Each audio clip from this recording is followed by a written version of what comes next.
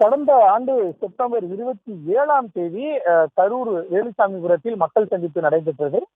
அங்குதான் இந்த சிகரெட் சம்பவம் என்பது நடந்தது. அதனைத் தொடர்ந்து இது தொடர்பாக கரூர் போலீசார் அரசும் தனிநபர் ஆணையம் அமைத்திருந்தது. இதனையடுத்து சென்னை உயர்நீதிமன்றம் பிறப்பித்த உத்தரவின் அடிப்படையில் விசாரணை குழு நியமிக்கப்பட்டது. அதில் சென்னை உயர்நீதிமன்றத்தின் உத்தரவில் விஜய்க்கு எதிராகவும் தாவேக்காவுக்கு எதிராகவும் பல்வேறு கருத்துக்கள் தெரிவிக்கப்பட்டன.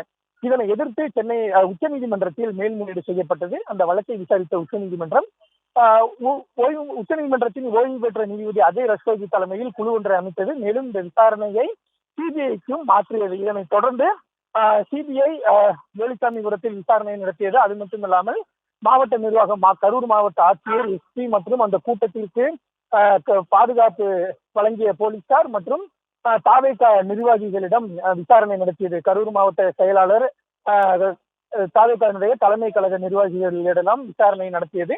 இந்த நிலையில் இன்றைய தினம் விசாரணைக்கு ஆஜராகுமாறு விஜய்க்கும் சம்மன் அனுப்பப்பட்டிருந்தது. அதனை ஏற்றுக்கொண்டு விஜய் ஆஜராவதற்காக டெல்லி வந்தடைந்தார். தனி விமானம் மூலம் வந்தடைந்த விஜய் தற்பொழுது சாலை மார்க்கமாக சிபிஐ அலுவலகம் நோக்கி புறப்பட்டு இருக்கிறார்.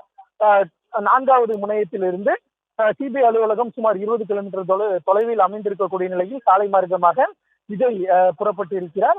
இந்த தூரத்தை, இந்த 20 கிலோமீட்டரை கடப்பதற்கு டெல்லியினுடைய போக்குவரத்து நெரிசல் படி சுமார் 1 மணி நேரம் வரை ஆகும். ஆனால் விஜய்க்கு ஏற்கனவே மத்திய அரசினுடைய ஒய்பிரிவு பாதுகாப்பு இருக்கிறது.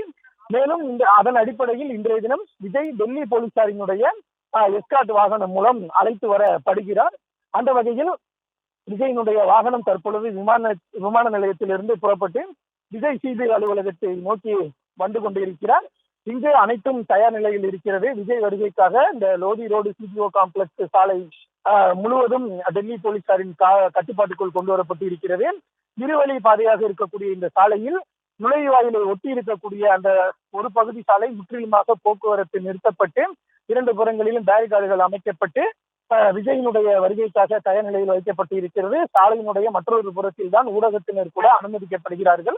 அந்த வகையில் கடுமையான ஏற்பாடுகள் செய்யப்பட்டு இருக்கின்றன. விஜயினுடைய வாகனம் வந்தவுடன் அவர் வாகனத்தில் இருந்து இறங்கி சிபிஐ அலுவலகத்திற்குள் செல்லும் வகையில் ஏற்பாடுகள் செய்யப்பட்டு இருக்கின்றன. முற்றிலுமாக இந்த பகுதி என்பது கடுமையான பாதுகாப்புக்கும் கெடுபிடிகளுக்கும் உள்ளாக்கப்பட்டு இருக்கிறது. அந்த வகையில் இங்கு அனைத்தும் தயார் நிலையில் இருக்கின்றன. விஜய் இன்னும் 30 நிமிடங்கள் அளவில் சிபிஐ அலுவலகத்திற்கு வந்தடைவார் என்று எதிர்பார்க்கப்படுகிறது. அவரிடம் கேள்விகள் கேட்பதற்கும் சிபிஐ அதிகாரிகள் தயார் நிலையில் அலுவலகத்திற்குள் தயார் நிலையில் இருக்கிறார்கள்.